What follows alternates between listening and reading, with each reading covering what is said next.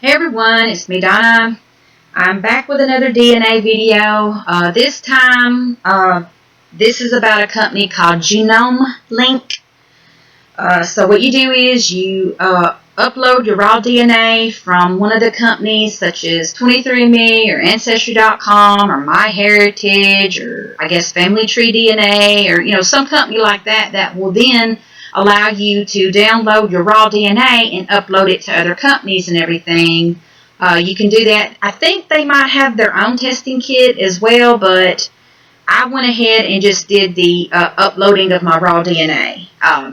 Okay, and you can go with the free version where they will tell you, information about your, like as far as your nutrition, your food, like genetically what your body will do with certain foods and everything. And this is what it says about me. It says that I have higher vitamin A blood serum levels. Talks about my caffeine metabolite ratio. My reaction to bitter taste, my carbohydrate intake, things like that. Okay, then you can go to where, like, if you want to spend a little extra money and learn more about, like, your health and things like that, then you can do that. Let me go back to the dashboard, excuse me. If it will hurry up and load. Okay. As far, this is the food and nutrition, but you can also check out the personality part, the intelligence part, physical traits, let's see, sports, things like that. With some of this, maybe in my younger days, this would fit me because, when I was younger, I was pretty physically fit. And I could do more and all that, but of course as I've gotten older, I've gotten lazy and fat, so that's just life, so yeah, this doesn't really apply to me now, but maybe in my younger days, so I just kind of, whatever. Okay, but anyway, like I said, if you want to learn more about this type of stuff and dig deeper into, your physical stuff and all that, then you can do that with monthly plans. I'm not interested in that. Alright, but anyway, they've got like a feedback thing right here. It's got an area where you can compare, like with one of your parents. For instance, my mom, I kind of disagree with some of this, especially the freckle part, because, I have red hair and I have a lot of freckles, and my father has red hair and he had a lot of freckles, but my mom doesn't. My mom is blonde haired and dark skinned, and I haven't seen a freckle on her, so that part, not so much. Let's see, the openness, yeah, my mom is a warm-hearted person, so yeah, that part I agree with, as far as her, maybe not me, but her, yeah. Okay, alright. Then there's the part for reports, like, where you can ask, like, how can I improve my diet and all that stuff, and they can give you more information about that if you want, okay. This is the part that I was interested in, the ancestry part, and this is where I spent a little bit extra money and actually got a report from that raw DNA that I uploaded. So, I mean, this doesn't come with the free part, but if you spend extra money, it was $20-something, I believe. So, I think like 29 maybe, I'm not sure exactly. But anyway, so I did that, and I got the ancient admixture. I don't agree wholeheartedly with their results because they left out my African, they left out my Native American, and stuff like that. But still, I mean, it's not bad. It does, like when I've ran my DNA on GEDmatch on the different models, especially like the ancient stuff, there were hunter-gatherers on that, and this has me at 12% hunter-gatherers, and this is information about that. It's the Mesolithic hunter-gatherer of Europe, expanded north from refuges in the south of the continent at the end of the Ice Age, with origins in the Near East during the Pleistocene. These cultures and societies expanded rapidly into the lands uncovered by retreating ice sheets, exploiting rich resources in the near forests and teeming seashores. Okay, so that's information about that. Okay, and this is the migrations, talking about where they migrated from, right in this region on to there. Okay, all right.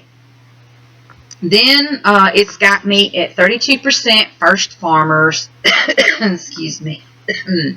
All right, these people, they have origins in the Near East. Back to the first farmers who cultivated barley and wheat in the hillocks of the Fertile Crescent. Okay, so these people, moved out from those areas into Spain and Scandinavia, so they kind of really spread out quite a bit themselves. Okay, whoops, let me go back down. Okay, and this is information about that. It talks about their migration, like where they originated from and all the different areas that they migrated to. Okay. All right, whoops, this is information about them. Okay. All right, then it's got me at 47% steppe pastoralists, if I said that correctly. Okay, so these people were like Euro-Asian steppe, descended from both ancient hunter-gatherer societies which flourished in Northeast Europe and agriculturalists who moved up from the south in West Asia and all that type of thing. Okay. So yeah, this is information about these people, and it shows their migration patterns of like where they came from and all how they all spread out. Okay, so that's their information. Okay, and then it left out my Native American, it left out my West African and my East Asian. Okay, but it did give me a 9% South Asian. Although I do have South Asian, it has popped up in other DNA tests. It's not that high, or at least I don't believe that it's that high. Of course, South Asian has to do with areas from like Nepal, Tibet, all the way down into India, and then also it includes like Pakistan and, people from those regions, because I reckon there's like a big multicultural mix and blends of these people. Also in other tests, Punjabi was mentioned and stuff like that. So I've got, I guess, like a mix of those people. So this is information about that. Let me click on it. Yeah. Okay, it doesn't show their actual migration pattern in the diagram or anything, but this is information about them. Like I said, I do know that I have it. I don't know what ancestor it came from, but I do have it. But I just don't believe that it's that high. I think something maybe about my alleles in my DNA might confuse some companies' equations, and they somehow will take that and lump it into one group when actually it's like a combination of different indigenous people, because I do know that I have Native American and I do know that I have African and all that, but for some reason it's not showing up, and it could also be due to the reference panel that they're using. They may not have enough of enough people or enough of the right people or whatever that have like different alleles that might be maybe a little bit different from what I guess what you would consider the standard, due to the fact that there's all kinds of people in mixes and blends in this world.